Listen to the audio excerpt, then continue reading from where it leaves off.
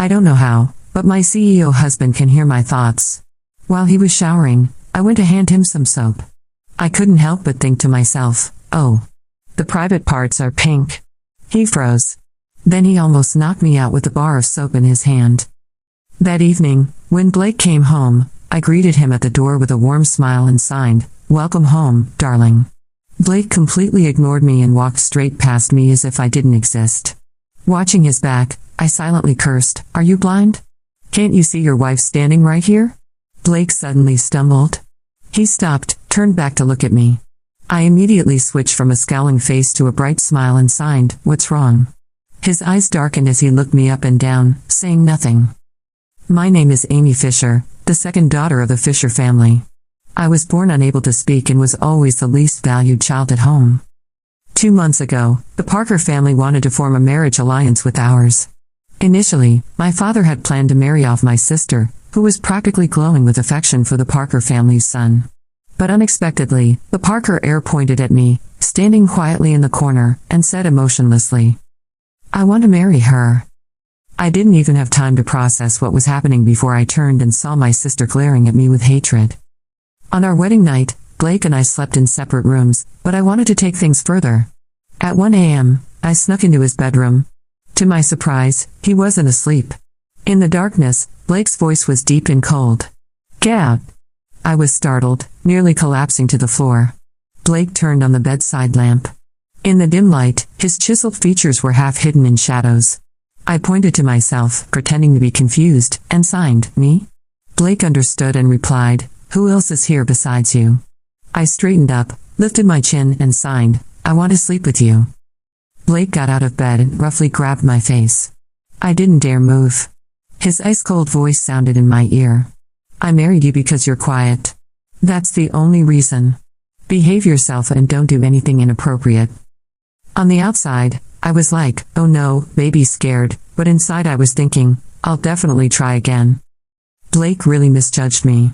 My quiet personality was just an act. In reality, I was a full-blown rebel. The more Blake forbade something, the more I wanted to do it. We were already married. What was so inappropriate? Still, I couldn't push too far. For now, I just rehearsed various scenarios in my head. About a week ago, I was daydreaming as usual when Blake suddenly walked by. I immediately felt guilty. Swaying slightly, my head accidentally bumped into his chest. The contact sent shivers through me. Blake steadied me. "Be careful." From that moment on, I noticed Blake had changed.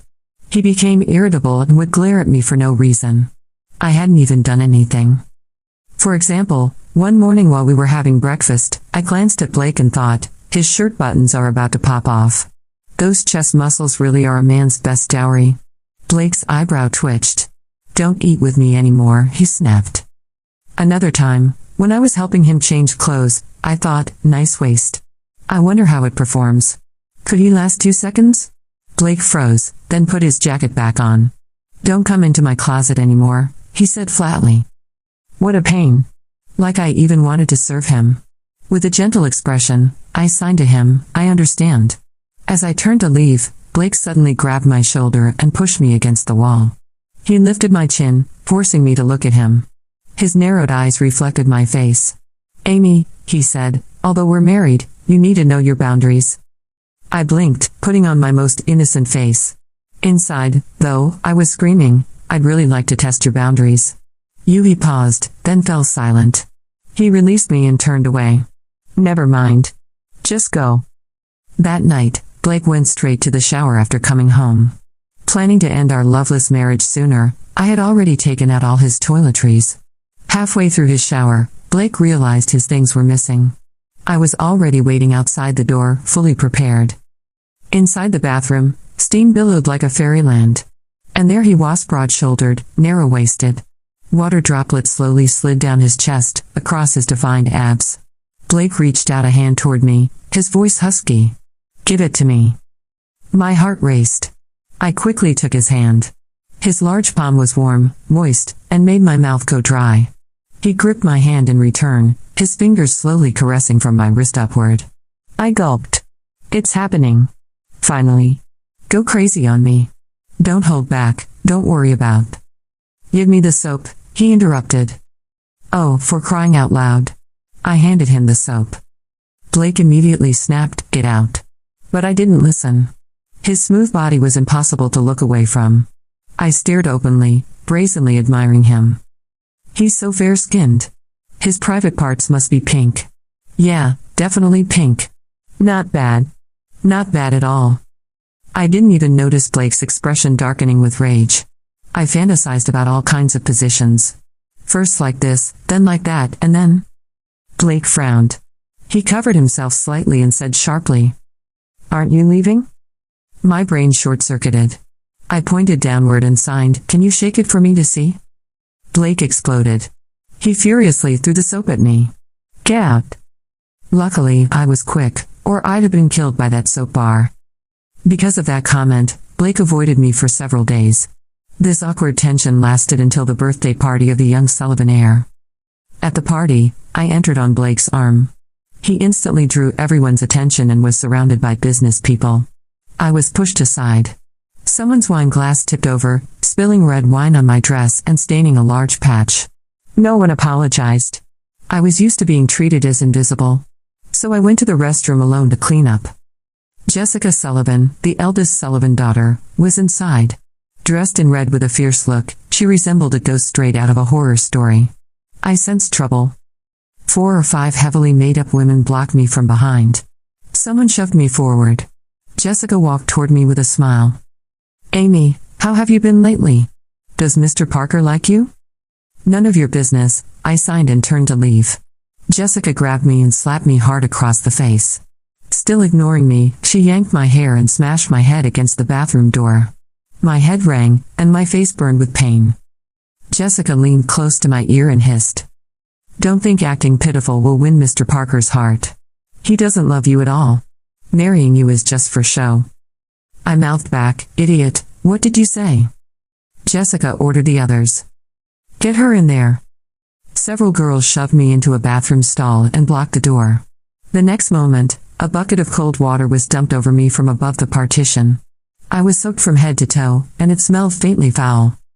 Their shrill laughter echoed. "Amy, we'll let you out if you beg for mercy." "How can a mute girl beg? Then she can kneel." "Ha ha." The laughter grew louder. I didn't have my phone, so I had to save myself. "Fine, then." Calmly, I wiped the dirty water off my face, lifted my soaked dress, stepped on the toilet tank, and climbed over the partition to escape through another stall. I'd always wanted to try using a mop soaked in toilet water. Thanks for the opportunity. I grabbed the mop from the corner, dipped it generously into toilet water, and swung it hard. Honestly, even an emperor couldn't distribute punishment as fairly as I did. The girls turned pale, screaming and running. "Ew. That's disgusting. Stop her. Amy, are you crazy?" I smiled wickedly. "Isn't that obvious? How else would I handle all of you?" The days following the Sullivan party were eerily silent. Not just the kind of silence that filled the house when Blake was working late or away on a business trip. This was a deliberate, punishing silence. The kind that clung to the walls and pressed on my chest like a weight. Blake hadn't spoken to Minette a word, not a gesture, not even a glance. He didn't even bother pretending anymore. I had become a ghost in his mansion, floating silently from room to room, invisible, untouchable, and unwelcome. I thought it would be different after the wedding. I thought that being Mrs. Parker would finally give me the power to assert myself. I was wrong. I had always believed that marriage would protect me, like armor. But what was the use of armor if the enemy lived inside the gates? Still, I didn't regret what happened in the bathroom. Jessica and her flock needed a taste of humility. I heard whispers afterward how the women who humiliated me were now being frozen out of social circles. Apparently, one of them got conjunctivitis from toilet water splashing into her eye. Another lost a lucrative brand deal after the video of her squealing and slipping on wet tiles leaked anonymously. I never said a word. But karma?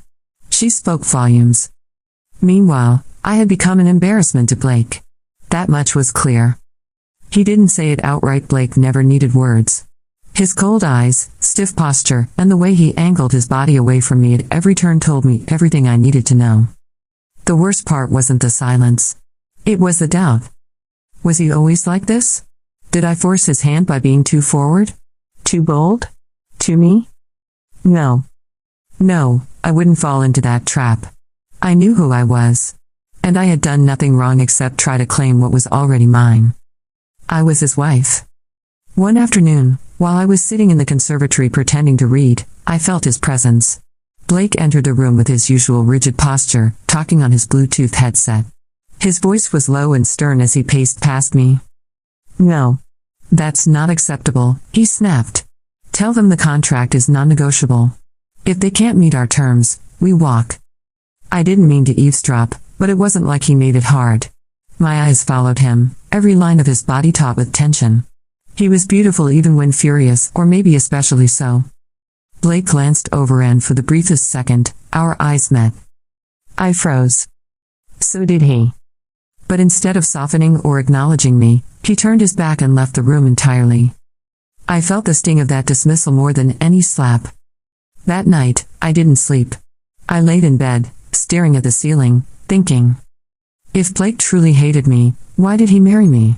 Why not push for a divorce the moment he realized I wasn't some docile decoration? The questions kept swirling until morning. Blake left early, and I was alone again. Around noon, as I was brushing my hair, the butler brought in a small parcel addressed to me. It had no sender, only a wax seal I didn't recognize. I opened it and found a flash drive and a note inside. Thought you'd want to see the truth. A friend. I plugged the drive into my laptop with a racing heart. A video began playing. The footage was shaky, obviously recorded from a distance. In it, my father, Jonathan Fisher, was sitting across from Mr. Parker Blake's father. They were discussing the marriage deal, but it wasn't what I expected. I understand your daughter is mute, Mr. Parker said casually. Jonathan nodded. Yes, Amy. Quiet girl. Keeps to herself. Perfect wife material. Exactly what Blake needs, Mr. Parker said. Someone who won't get in his way or try to control him. He's difficult. Strong-willed. He doesn't need a woman who talks too much. I stopped the video. My hands trembled. That was it, then? I wasn't chosen. I was assigned and offered like livestock at auction because I was quiet, manageable, convenient. I didn't even know what burned more, me father's betrayal or the fact that Blake had gone along with it. I had always thought that even if Blake didn't love me, he had at least seen me. But I was wrong. He never did. To him, I was just a mute, a prop for his reputation. That night, I waited for Blake to return. When he did, I didn't smile. I didn't sign welcome home. I simply stood in the foyer with the flash drive in my hand. Blake looked at me, expressionless. I held up the drive. He paused. What's that? He asked. I didn't answer. I walked over to the fireplace, lifted the lid, and tossed the flash drive into the flames. The plastic crackled as it melted. Blake's jaw clenched. What are you doing? I signed, no need to watch it. I already did. For a moment, his expression faltered. Something unreadable flickered in his eyes. Then he said, I see. And he walked past me, like always. But this time, I didn't let it go. I followed him. All the way to the stairs. When he turned to go up, I caught his arm. He looked down at me, surprised. I signed, why did you choose me? He frowned. I didn't. That answer should have broken me. But it didn't. It steeled me. I signed again, slower this time. Then why are we still married? Blake pulled his arm free, but his gaze lingered on me a little longer than usual. I don't know, he muttered. Maybe I forgot to file the paperwork. I blinked at him. He continued upstairs, leaving me behind. I wasn't sure whether to laugh or cry. But one thing was certain, things would not stay like this. If Blake thought I would stay silent forever, he was in for a rude awakening. The next day, I started planning. If I couldn't win Blake's heart, I would at least make him see me. Truly see me. I began volunteering at a charity his company sponsored. I knew he wouldn't carry it first. But I also knew Blake valued efficiency, results, control. I would give him all of that. In a few days, I transformed the charity's outdated system into a streamlined digital platform. Donations doubled. Local press noticed. They asked for a spokesperson. I agreed. Even if I couldn't speak, I could be seen. The article spread like wildfire. The silent wife with the loudest impact. Amy Parker, beauty, brains, and a new purpose. It didn't take long for Blake to notice. He came home one evening, dropped his briefcase, and stared at me across the dining room. "What exactly are you doing?" I signed, giving people something to talk about. His expression darkened. "You're my wife, not a celebrity." I signed back, "Am I not allowed to be more than your shadow?" He walked over, slowly. "Why now?" I met his eyes. "Because now I know the truth. And I refuse to be just the quiet wife you married by convenience." Blake said nothing. But his silence this time was not cold. It was heavy. Like he had things he wanted to say but didn't know how. I left him there and went upstairs. That night, he didn't sleep in the guest room. He slept in our bed. Something was shifting. Little by little, Blake started noticing me. Really noticing. One morning, I caught him watching me over his coffee.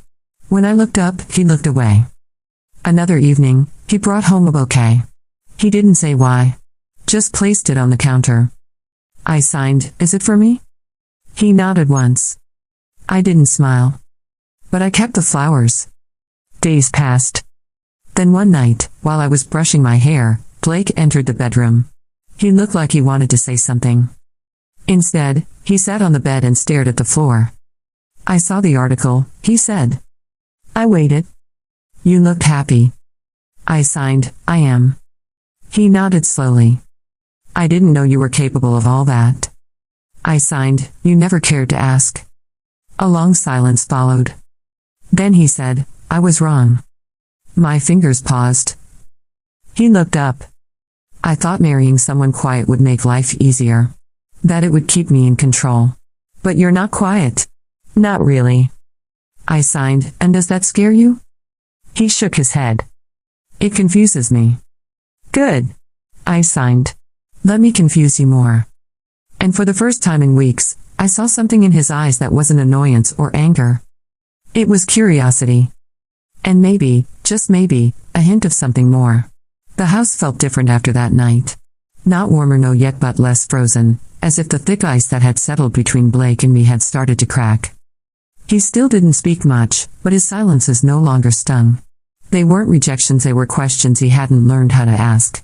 And I, the girl born without a voice, was finally being heard through presence alone. I woke up the next morning and, for the first time since our wedding, Blake was still in bed beside me. He lay on his side, facing me, eyes closed but brows drawn together. Even asleep, he looked like he was preparing for battle. Quietly, I reached out, brushing a stray lock of hair from his forehead. His eyes snapped open, startling me. I pulled my hand back, but he caught my wrist gently. We stared at each other. He didn't let go. Instead, after a long moment, he whispered, "Don't." My eyes widened. He sat up slowly, still holding my wrist, as if unsure whether he should let go or hold on tighter. His eyes searched mine. "You confuse me," he admitted. I signed, "You confuse me too." His lips twitched, almost amused. Almost. But then he dropped my hand. "Get ready. You're coming with me today." I blinked. I signed, "Where?" "To the company. There's a gala next week. I need you to be presentable." Ah. So I was still a prop. Still, I nodded. It wasn't a victory, but it wasn't a dismissal either. The car ride was long and quiet. I didn't mind. Blake looked out the window, lost in thought. I could tell he hadn't decided what to do with me. He was stuck between habit and curiosity. We arrived at Parker Holdings headquarters, a tall glass tower that reflected the sun like a blade. Inside, the employees straightened as soon as they saw him. Some bowed. Others stepped aside quickly. All of them avoided my eyes. I wasn't surprised. I was the inconvenient wife, one with no voice, no power, and now, far too much media attention for Blake's comfort. Blake took me directly to the top floor. His office was massive, decorated in black, silver, and cold marble. It didn't feel lived in. It felt commanded. "This is my assistant, Leona," he said flatly, gesturing toward a tall woman with icy blonde hair and perfect posture. She looked at me with polite disgust. "She'll help you prepare for the gala." I signed, of course. He turned and walked into his private office, the glass door shutting behind him without a sound. Leona gave me a once-over. Let's be clear, she said. I'm only doing this because Mr. Parker asked me to. You don't belong here. I smiled sweetly and signed, neither do you. She blinked, clearly unsure what I had said. She didn't understand sign language. But the smirk I gave her seemed to translate just fine. The rest of the afternoon was a whirlwind of fittings, makeup consultations, and jewelry selections. Every item was expensive, designed to make me look like a porcelain doll, silent and ornamental. But I chose my own way. I selected a sleek black dress, elegant, modest, powerful. Not dainty. Not submissive. When I stepped out of the dressing room, Blake was waiting. His eyes widened. He didn't say anything for a long time. Then he cleared his throat. That'll do. I raised an eyebrow. Just that'll do? He smirked. Don't get cocky. You like it. He looked away, but I caught the slight curve of his lips. The night of the gala came fast. I had grown used to being ignored at these events. But this time, Blake stood beside me the entire evening. He introduced me to business partners. He didn't flinch when I signed instead of spoke. He didn't brush me off or step away. He let me be seen. And that was new. But not everyone was pleased. Midway through the evening, I felt a sharp tap on my shoulder. I turned and found myself face to face with Madison Hale, a socialite known more for her father's money than her own brain cells. Still pretending to be the perfect wife? She said sweetly, her voice laced with poison. Must be exhausting, especially since we all know Blake only married you out of obligation. I tilted my head, come. She stepped closer. You're not the woman he wanted. You're just the one his father forced on him. Everyone knows he was seeing someone else before the engagement, someone who could speak. My expression didn't change, but inside, something flickered. I signed, and yet, here I am. Madison laughed. You're not fooling anyone. You'll be gone by Christmas. Before I could respond, a hand wrapped around my waist. Blake. He leaned down and whispered in my ear, is there a problem? Madison paled. Of course not. I was just insulting my wife, Blake said coolly. In public. Bold of you. She faltered. I didn't mean. You never do, he said sharply. Walk away. Now. Madison opened and closed her mouth like a fish, then turned and fled. Blake turned to me. Are you okay? I stared at him. He didn't let go of my waist. And suddenly, something clicked. He wasn't just playing the role of a protective husband. He meant it. Back at home, the air was thick between us. I walked to the kitchen for water, but Blake followed me.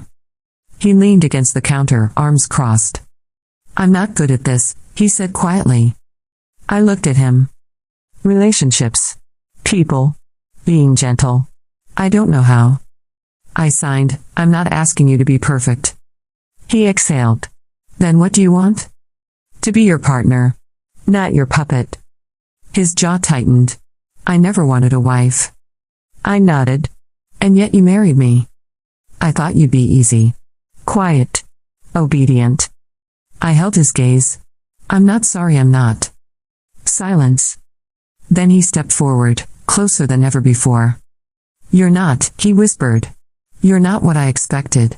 And that scares the hell out of me. I didn't move. I couldn't. Because for the first time, Blake wasn't hiding behind anger or distance. He was real. Vulnerable. And his fingers reached out, brushing mine. My heart pounded. Are you still scared now? I signed. He didn't answer. But he didn't pull away either. Instead, he took my hand and brought it to his lips. And in that silent moment, I realized something terrifying and beautiful. We weren't enemies. We weren't strangers. We were two broken people, failing but still trying to understand each other. And maybe, just maybe, that was enough for now. The night Blake kissed the back of my hand, something shifted between us. It was subtle, no grand declaration, no sweeping embrace, but it was real. A silent truce, one born not of forgiveness, but of understanding. We didn't speak of it the next morning. Blake dressed for work like usual. I stood at the vanity brushing my hair, pretending not to watch him from the mirror. As he adjusted his tie, he paused. "I have to travel for 2 days," he said. "There's a board meeting in Geneva." I turned, surprised. He rarely told me where he went, let alone how long he'd be gone.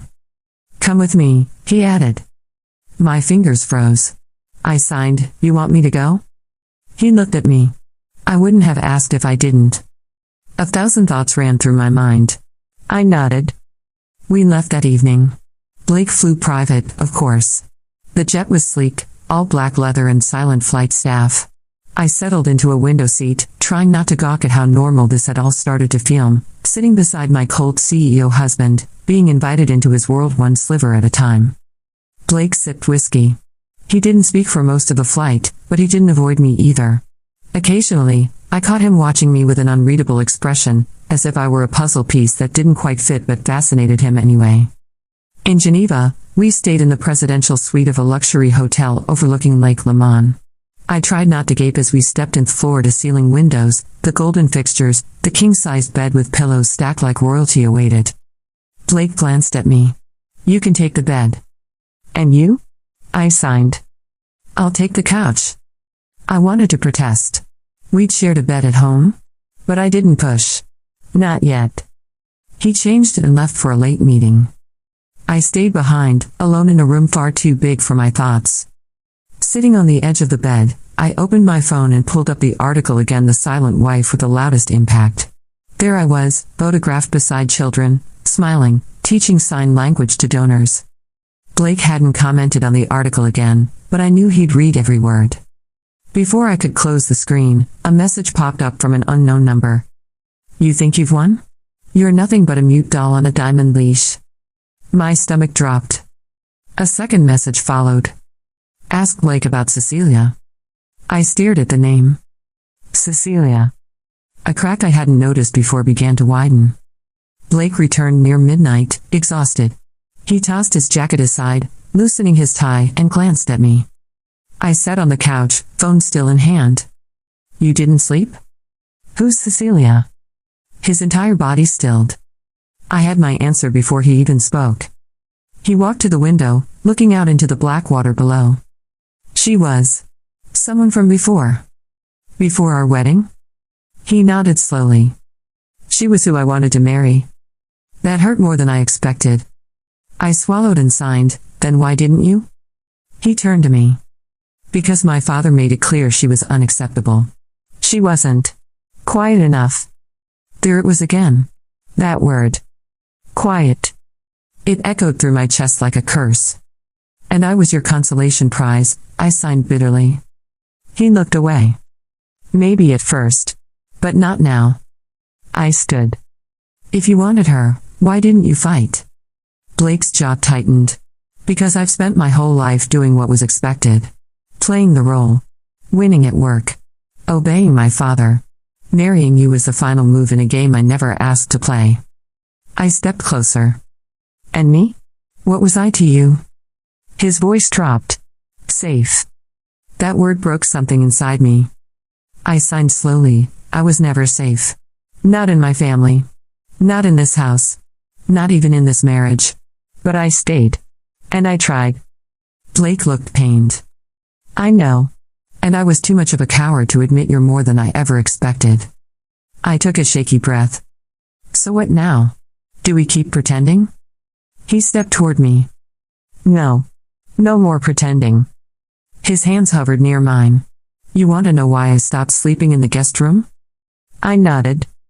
"Because I missed your scent on the sheets. I miss the way you look at me when you think I'm not watching. I miss feeling like someone in this world sees me without asking for anything." I blinked, my eyes burning.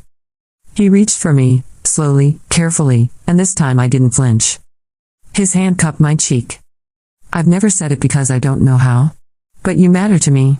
You always have. Even when I didn't want you to." I leaned into his touch. "Then show me," I signed. "Not with words. But with truth." He nodded. We made love that night. Not rushed. Not desperate. Just real. He kissed my neck slowly, traced my skin with reverence, and held me like I was breakable and precious all at once. In those moments, I forgot every insult, every cold glance, every dismissal. There was only this or breath, our hands, our bodies finally aligned. When it was over, we lay tangled together. Blake whispered, "I can't hear your voice. But I swear I feel it in my bones." My heart cracked open. Maybe we weren't perfect. But we were honest now. And that was enough. We returned to the city 2 days later. Things between us were easier. Lighter. Blake stopped ignoring my signs in public. He made space for me in meetings. When people asked why I didn't speak, he didn't brush it off. "Hey, sign back. She doesn't need words to be powerful." The office gossip shifted. Suddenly I was no longer the mute wife. I was Amy Parker. And people began to respect that name. But happiness never lasts long in stories like mine. One morning, I came down for breakfast to find Blake pale and furious. "What's wrong?" I signed. He handed me a folder. Inside were photos. Me. And someone had edited theme-crude captions, suggestive images, taken completely out of context. A headline below read, "CEO's wife caught in charity scandal, is Parker Holdings at risk?" I flipped through the pages, hands shaking. "They're accusing you of embezzlement," Blake said, jaw tight. "They say the donations never reached the children. That you pocketed them." I shook my head rapidly. "It's a lie."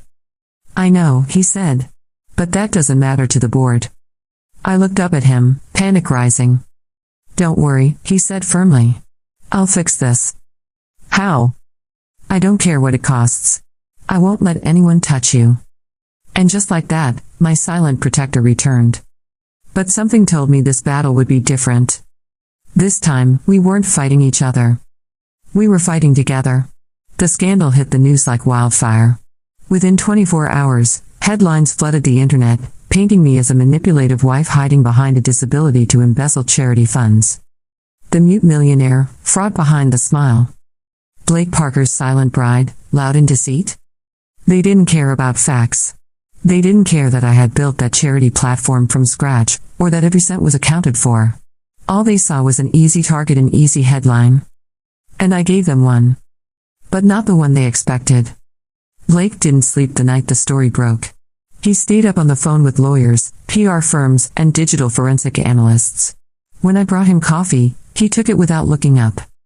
"I filed cease and desist letters," he said hoarsely. "Our team is already pulling the metadata from the doctored photos. Leona's reaching out to the donors directly." I signed, "Do you believe me?" He looked up, eyes heavy but steady. "I would burn this company to the ground before I believed you capable of that." Something in me melted at those words. He believed me. Not because it was convenient. Not because it was expected. But because he knew me. And that made all the difference. 3 days passed in a blur of crisis control.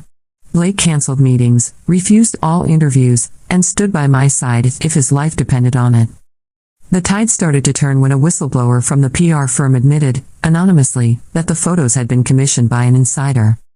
The footage was clear. Jessica Sullivan. She had paid a freelancer to manipulate the images and plant the story. Her motive? Revenge. Humiliation. A chance to watch me fall. Unfortunately for her, she underestimated the force of a woman who'd learned to roar without a voice. Blake held a press conference the next morning. Cameras flashed. Reporters murmured as he stood at the podium in his tailored suit, jaw tight, expression unreadable. But he didn't speak first. He stepped aside. And I walked up. In my black dress. Hair tied back. Calm. Poised. And completely, devastatingly silent. A massive screen behind me lit up. And I signed. Live. With subtitles rolling beneath me. I was born without a voice. But I've never been voiceless. What happened this week wasn't just an attack on me. It was an attack on every woman who's ever been underestimated because of how quiet she appears. I may not speak with sound. But I build, I lead, and I fight with my hands, with my actions, and with truth. A pause. My name is Amy Fisher Parker. And I will not be erased. The room was dead silent. Then came the applause. Not polite. Not forced. Thunderous. Within hours, the internet flipped. The power of Amy Parker's silence. How one woman spoke louder without words than an entire boardroom. Public sympathy turned into public support. Donations to the charity tripled. The foundation was praised for its transparency, and my leadership was officially recognized by the Global Women's Initiative as a symbol of resilience. Jessica Sullivan? Disgraced. Her family, humiliated. Her sponsors, gone. And Blake? He watched it all with a quiet pride I hadn't seen in him before. That night, he poured us both a glass of wine. To your war, he said, tapping his glass to mine. I signed, to ours. He smiled. You saved us? No, I replied. You finally let me fight. Weeks passed. We settled into a rhythm one not built on fear, but respect. He learned sign language, properly this time. Every night, we practiced. Every time he got a phrase right, I smiled. Every time he struggled, he cursed in frustration, then tried again. One night, he signed it slowly, clumsy I love you. I blinked. Then laughed. And signed back, about time. He pulled me close, arms wrapped tight, and for once, I didn't feel like a guest in his home. I felt like the queen of it. A month later, I stood before a different audience. This time, at the Women in Tech Summit. I had been invited as a guest speaker. Not for being Blake's wife. Not for surviving a scandal. But for being me. The screen lit up again behind me. And I signed my story without shame, without apology. When it was over, Blake met me backstage. He didn't say a word. He just pulled me into his arms and held me for a long time. I'm proud of you, he whispered into my hair. I signed back, took you long enough. Sometimes, the greatest power doesn't come from shouting louder. Sometimes, it comes from refusing to be silenced. And sometimes, the love we never saw coming arrives not with fireworks, but in the stillness of a quiet morning, when two hearts finally beat in rhythm. No words. No noise. Just truth. And that was all I ever needed.